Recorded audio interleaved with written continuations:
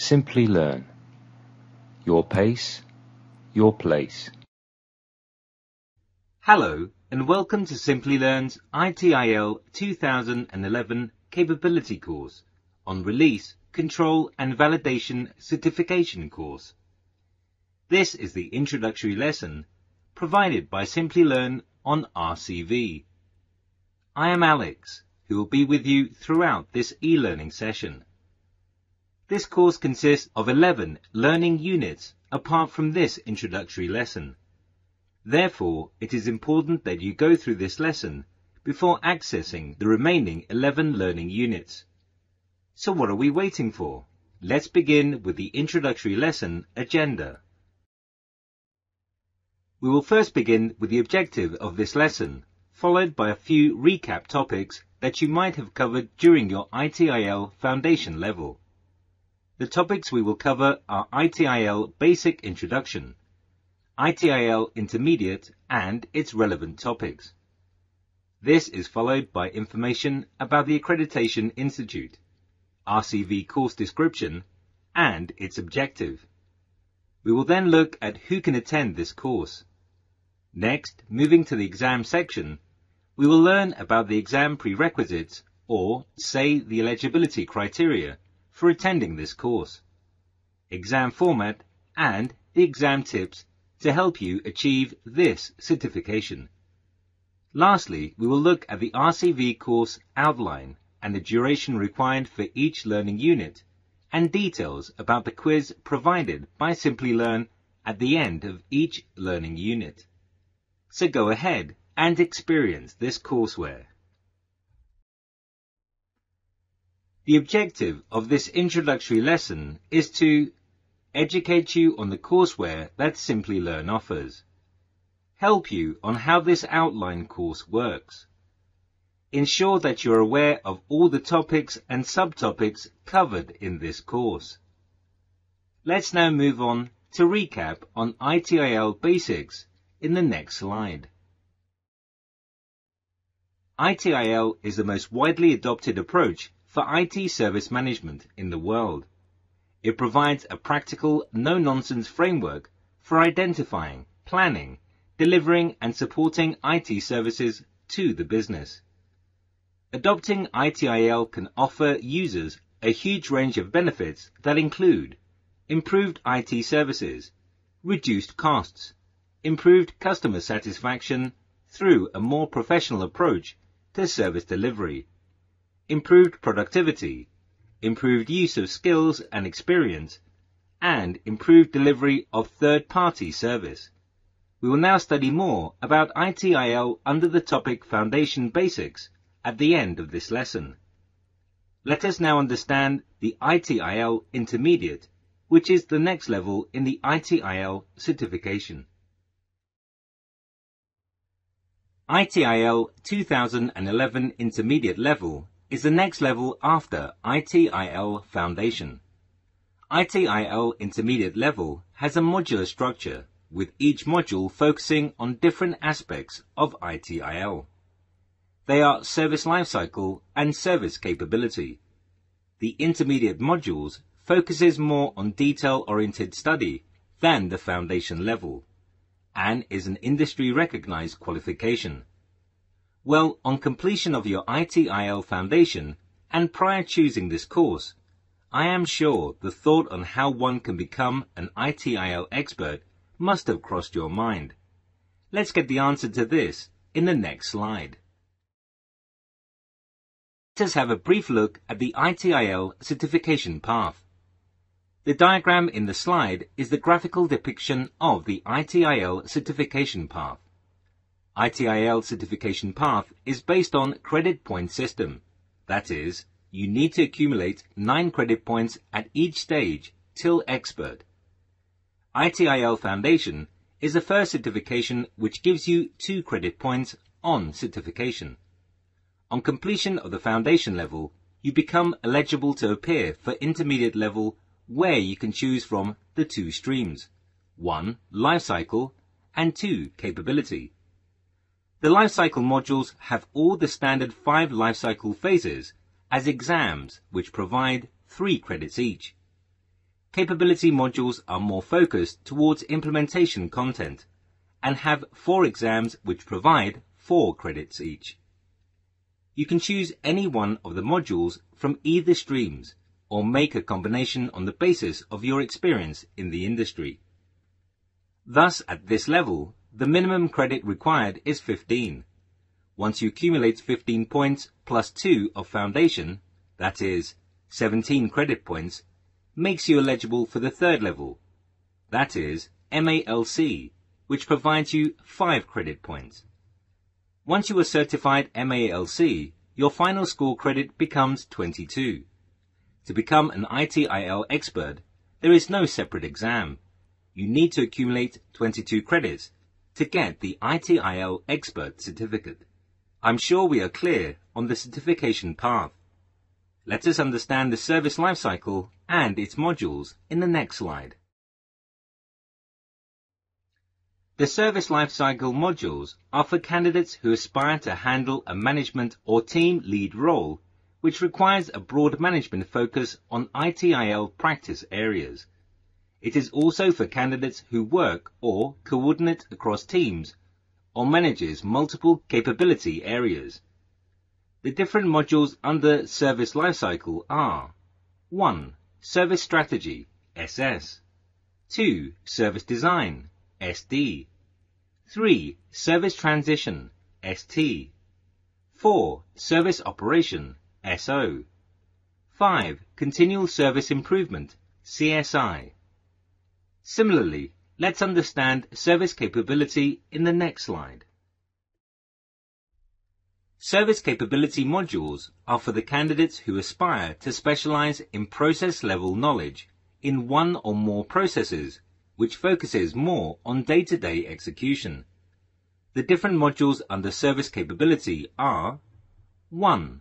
Service Offerings and Agreements, SOA 2. Release, Control and Validation, RCV 3. Operational Support and Analysis, OSA 4. Planning, Protection and Optimization, PPO. As we have an understanding of both the streams, let us understand the differences between them in the next slide. Here is the difference between the lifecycle and capability. If you observe, you will see that lifecycle is mainly phase-oriented, whereas capability is process-oriented.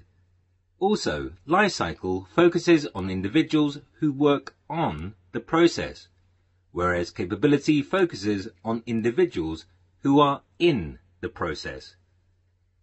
Take a few minutes to learn more about the differences on this slide. Once you are done, move on to learn about MALC.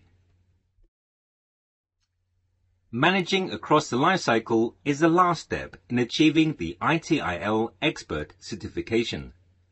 Therefore, it is mainly focused on individuals who want to become ITIL experts.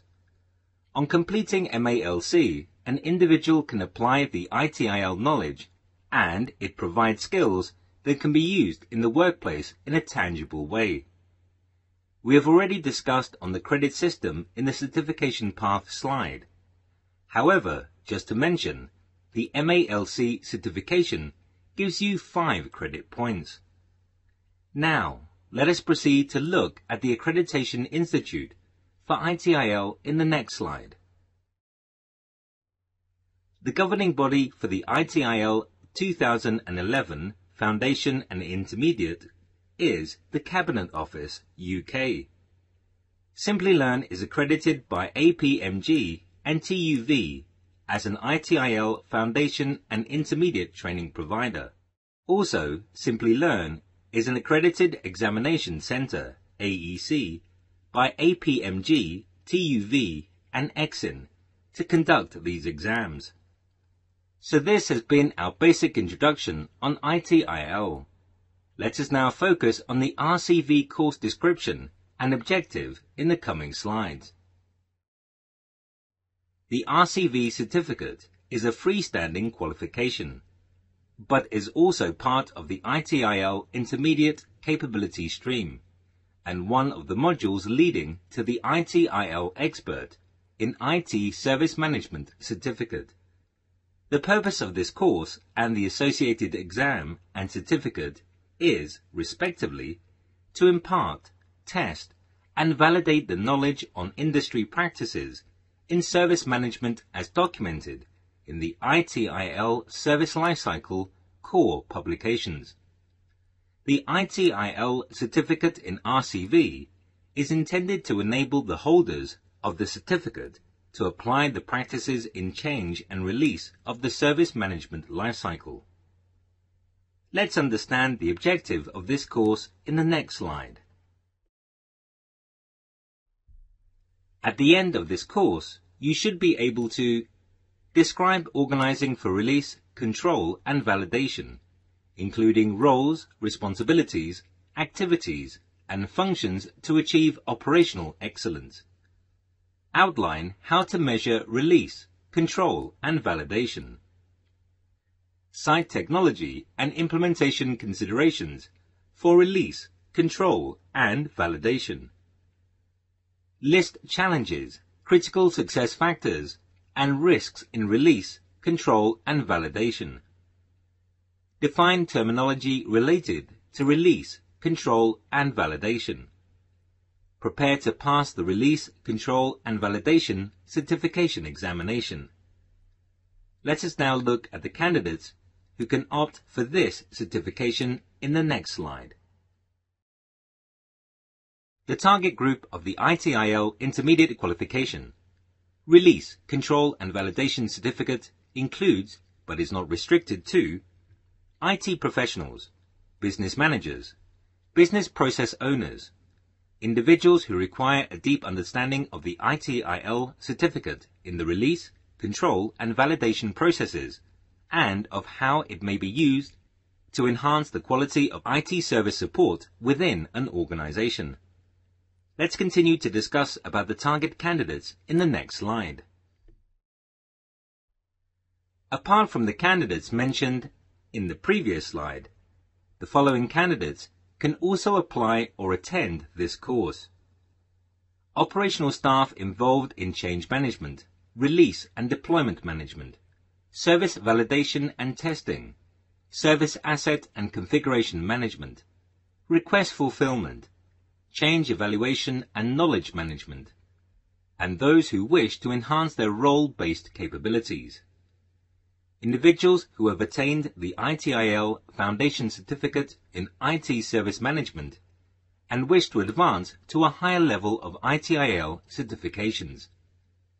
Individuals seeking the ITIL Expert Certificate in IT Service Management, for which this qualification can be one of the prerequisite modules. Individuals seeking progress towards the ITIL Master Certificate in IT Service Management, for which the ITIL Expert is a prerequisite.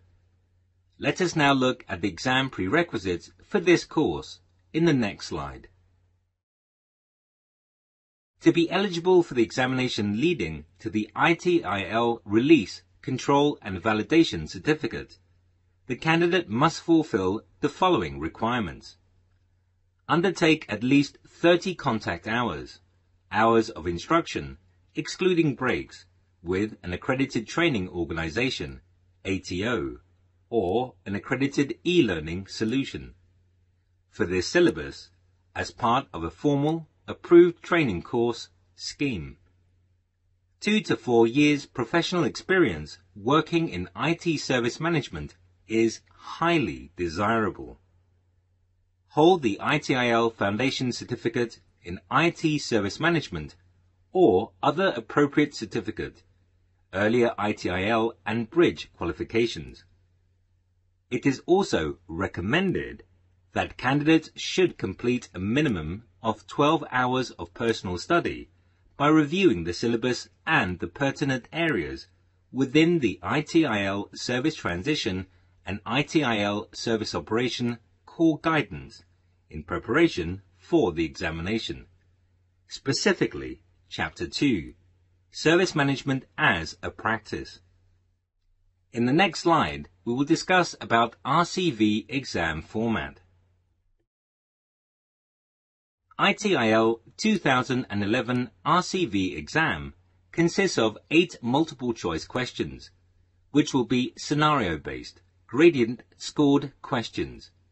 Each question will have 4 possible answer options, one of which is worth 5 marks, one which is worth 3 marks, one which is worth 1 mark, and one which is a distractor and achieves no marks. The duration of the exam is 90 minutes. As a prerequisite, you need to have an ITIL 2011 Foundation Certificate or ITIL V3 Foundation Certificate plus Bridge Certificate and completion of an accredited course from an ITIL accredited training provider. It is a supervised exam and closed book. You need to acquire a minimum pass score of 28 right answers out of 40 questions or score 70% in the exam. The next slide talks about the exam tips. Here are a few exam tips that will help you overcome the examination as well as score good pass percentage. Once you have completed the exam tips, move to the next slide on the RCV course outline. Let me give you an overview of all the learning units of this tutorial. In all, we have 11 learning units, including the introductory lesson, which we will be completing in a few minutes. Let's look at the other learning units now. Learning Unit 1 is all about Introduction to Release, Control and Validation, RCV, which provides full understanding of its core concepts, including the purpose, objectives, and scope of Service Transition Lifecycle phase, RCV processes in relation to service transition, and the activities related to overall transition planning and ongoing support.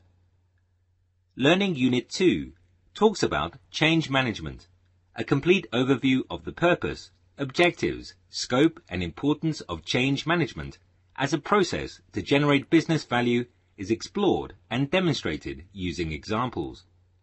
Change management policies, principles, concepts, activities, methods, and techniques are explained in relation to RCV practices, and especially in relation to types of change requests and how they flow through the process. Efficient use of change management metrics are reviewed in this unit, as well as how service operation and continual service improvement interacts with change management.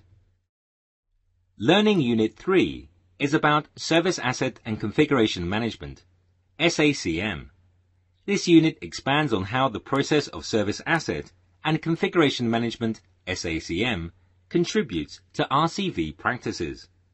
The lifecycle phase emphasized in this unit is service transition.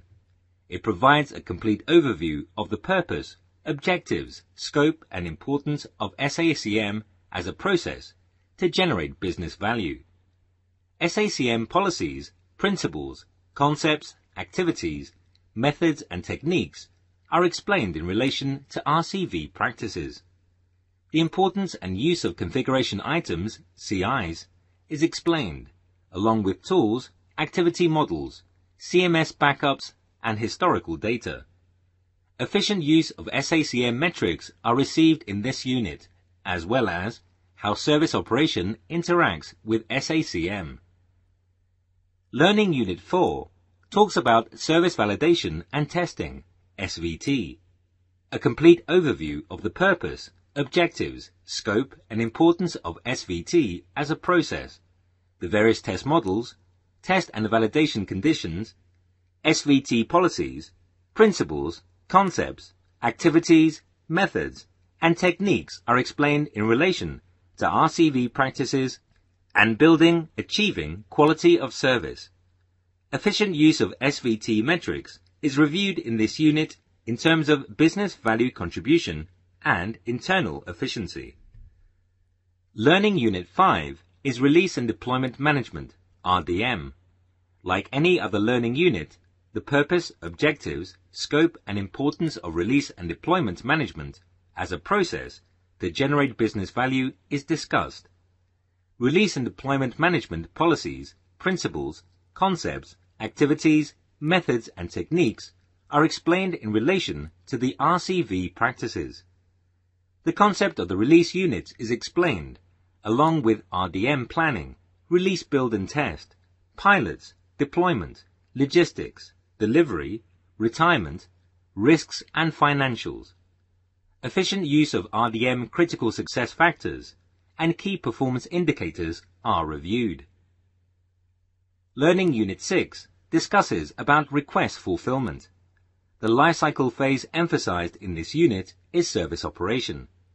A complete overview of the purpose, objectives, scope, and importance of request fulfillment as a process, as well as how request fulfillment may help to establish a self-help service practice within an organization. Request fulfillment policies, principles, concepts, activities, methods, and techniques are explained in relation to RCV practices. The relationship between request fulfillment and release and deployment management is explored, as well as how it differs from incident management is also discussed. Learning Unit 7 talks about change evaluation. Purpose, objectives, scope, and importance of change evaluation as a process are discussed. Change evaluation policies, principles, concepts, activities, methods, and techniques are explained in relation to RCV practices. The evaluation of predicted and actual service performance and their relation to risk management is also discussed. Learning Unit 8 is all about knowledge management, KM. In this learning unit, analysis of knowledge management is done by explaining the purpose, objective, scope, principles, techniques, and relationships, and their application for the effective management of release, control, and validation.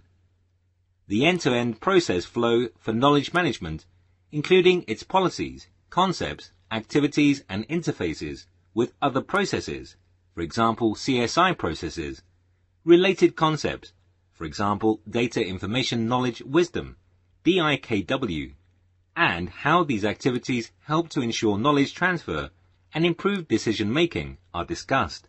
The benefits and business value that can be gained from knowledge management and the challenges and risks to be managed are also part of this learning unit. Learning Unit 9 talks about release, control and validation roles and responsibilities. In this lesson unit, generic roles that support service transition and the RCV processes, the roles and responsibilities related to transition planning and support, change management, service asset and deployment management, request fulfillment, change evaluation, and knowledge management are explained. Also, where and how these are used and how they fit within the context of service transition is discussed. Learning Unit 10 is about technology and implementation considerations. Here, the technology and implementation considerations and their application for the effective management of release, control, and validation is explained. The technology requirements for service management tools, where and how these would be used within RCV, for example, knowledge management and service asset and configuration management. The need and benefits of tools that support service transition as related to RCV, and implementing RCV processes in the context of planning and managing change, service operation, project management, risk management, and staff considerations are explained. Learning Unit 11 is the last of the module, which consists of the summary, exam preparation, and directed studies. In this learning unit, we will summarize the material covered in the previous units and prepare you for the examination. A mock examination will be conducted as part of the delivery of this course. Let us now understand about the quiz questions given by Simplilearn in this tutorial.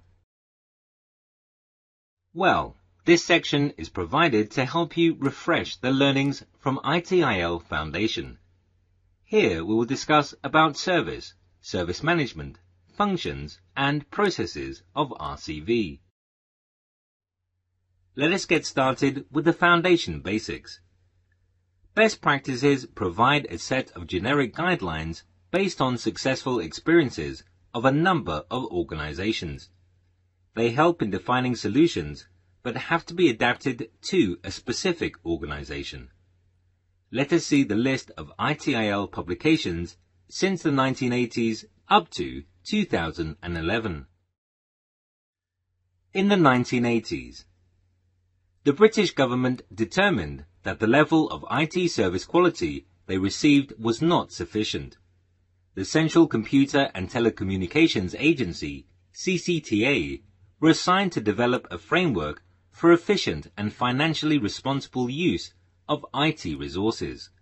This was a joint effort between the government and private sector experts. In 2000, the CCT merged into the Office for Government Commerce, OGC. Microsoft used ITIL as the basis to develop the Microsoft Operations Framework, MOF. In 2001, version 2 of ITIL is released. The service support and service delivery books were redeveloped. In 2007, version 3 of ITIL is released, which adopts a lifecycle approach to service management with a better emphasis on IT business integration. The latest version is 2011, which is currently followed. Let's look at the ITIL publications in the next slide.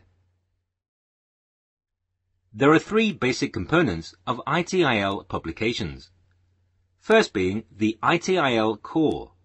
This is the best practice guidance applicable to all types of organizations who provide services to a business. The core consists of 5 lifecycle books and a glossary.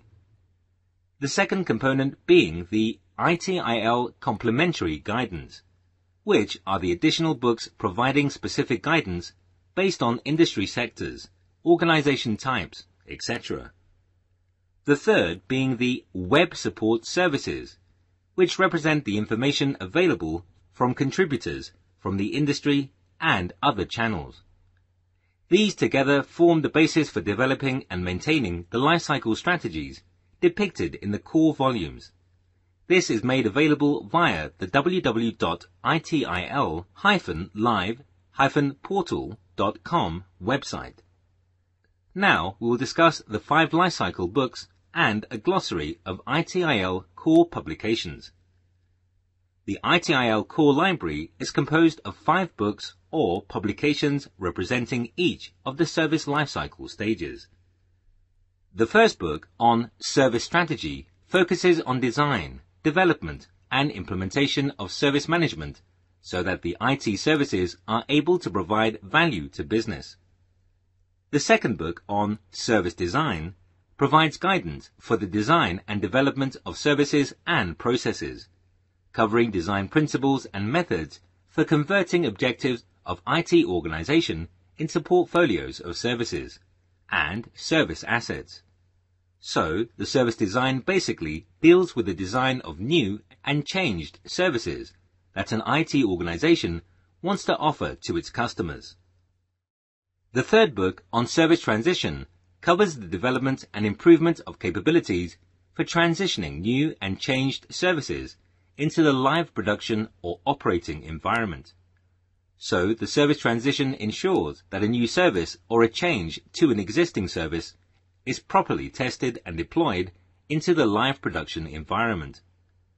The fourth book on service operation takes a look at the different practices in the management of service operation and includes guidance on achieving efficiency and effectiveness in the delivery and support of services. Meaning, service operation talks of coordinating and carrying out day-to-day activities and processes to deliver and manage IT services. The fifth book on continual service improvement is focused on creating and maintaining value for customers through better design, introduction, and operation of services. The aim here is to continually align IT services to changing business needs by identifying and implementing improvements. As we have discussed the 5 lifecycle publications in this slide, now we will look into a diagram of the ITIL processes and functions across lifecycle. The illustration given on the slide demonstrates the processes and functions of ITIL in relation to the service lifecycle phases. The diagram also depicts what each phase of the service lifecycle is primarily doing. Although service level management officially sits in the service design book, it plays a very important role in the continual service improvement phase, and therefore could also fit in the CSI book as a process. Now we will learn about the 4 Ps, which are essential for a service designer when planning a service. Service design is one of the 5 stages in the service lifecycle. This stage translates the needs and requirements of the customers into the services they desire. Service design will help you determine your target market and how you can differentiate your business offerings from your competitors. When planning a service designer needs to consider the 4 Ps. People. People are in charge of providing IT services. These professionals should have the skills and competencies required for providing services. Products. The products are the tools, services, and technology used in the delivery of and support of the services. Processes. Processes support and manage the services being offered so that the services meet customer expectations and agree service levels. All processes must be measurable. Partners. When designing services, vendors, manufacturers, and suppliers should be considered as they will be utilized to support the service once it is live. Studying ITIL service design will be helpful in understanding how these 4 Ps relate to one another. Fully understanding and considering the 4 Ps as critical success factors are necessary not only for a high-quality service, but also for the success of that service. In the next slide, we will discuss about business and IT alignment. The diagram divides an organization into a number of layers that work towards meeting a number of organizational goals. These layers are communicated by the following. 1. Organization. Organization has key goals and objectives. 2. Business processes. These business processes enable the objectives to be met. 3. IT service organization. IT services are required to enable effective and efficient execution of the business processes. 4. IT service management. The focus here is on the ITIL processes required for quality delivery and support of the IT services above. 5. IT technical activities. The actual technical activities required for execution of the ITIL processes above. These are technology specific. Moving on, in the next slide, let us look at the definition of service. A service is a means of delivering value to customers by facilitating outcomes customers want to achieve without the ownership of specific costs and risks. IT service management is concerned with delivering and supporting IT services that are appropriate to the business requirements of an organization. This improves efficiency and effectiveness and reduces the risks of managing IT services. In the next slide, we will discuss service management, as well as other important concepts relevant to this. Service management is an effective and efficient process, driving the management of transforming IT resources into valuable IT services. As you can see in this diagram, it emphasizes the link that has to be preserved between the desired business outcomes and the services that service management is responsible for.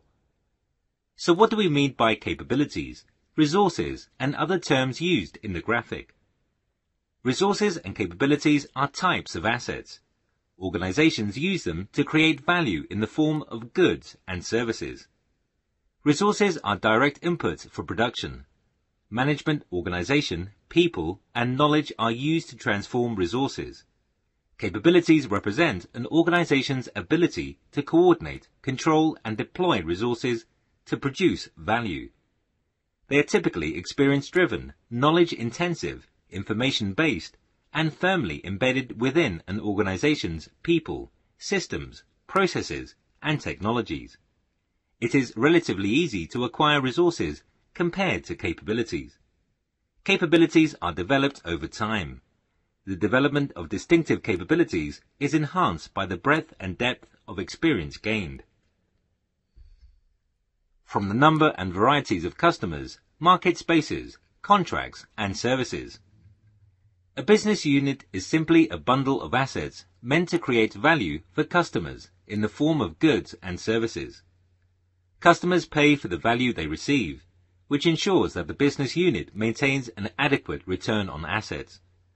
The relationship is good as long as the customer receives value and the business unit recovers costs.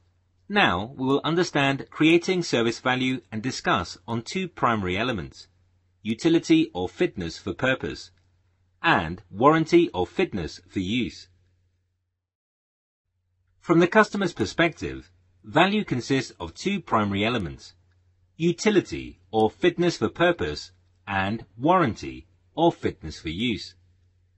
Utility is perceived by the customer from the attributes of the service that have a positive effect on the performance of tasks associated with desired outcomes. Removal or relaxation of constraints on performance is also perceived as a positive effect. Warranty is derived from the positive effect being available when needed, in sufficient capacity or magnitude, and dependably in terms of continuity and security. Utility is what the customer gets, and warranty is how it is delivered. Customers cannot benefit from something that is fit for purpose, but not fit for use, and vice versa. It is useful to separate the logic of utility from the logic of warranty for the purpose of design, development, and improvement. Considering all the separate controllable inputs allows for a wider range of solutions to the problem of creating, maintaining, and increasing value. Let us now learn what processes is and what are the characteristics of the process. Processes can be defined as a structured set of coordinated activities designed to produce an outcome and provide value to customers or stakeholders. A process takes one or more inputs and through the activities performed turns them into defined outputs. Here are some of the principles of the processes. All processes should be measurable and performance-driven, not just time, but measuring overall efficiency including cost, effort, and other resources used. Processes are strategic assets when they create competitive advantage and market differentiation. Processes may define roles, responsibilities, tools, management controls, policies, standards, guidelines, activities, and work instructions if they are needed. The next slide talks about relationship between governance and ITSM. Finally, let's understand, how does IT service management relate to corporate governance? But what is corporate governance, and why is it needed? Corporate governance is about establishing corporate policies, enabling strategic direction, objectives, critical success factors, and key result areas for the organization. It ensures that strategy and business plans are in place. Corporate compliance provides assurance to governance that all legal, industrial, and regulatory rules are being followed while executing the corporate strategy. IT compliance is a part of corporate compliance. IT governance establishes, enables, and executes the IT strategy. It establishes operations to assure high-quality, compliant IT service provisioning. It also ensures effective key result areas for the IT organizations. This marks the end of our introductory lesson. let's do a quick recap of what we learnt so far. In this lesson, we discussed about what is ITIL, ITIL Intermediate, definition of Service Lifecycle and Capability. We also got some information about the ITIL Intermediate examination format itself, and looked at the prerequisite of taking up the examination. Finally, we covered the objective, eligible candidates, RCV syllabus, and foundation basics. Hope you have a clear view of how the tutorial works. Thank you and happy learning.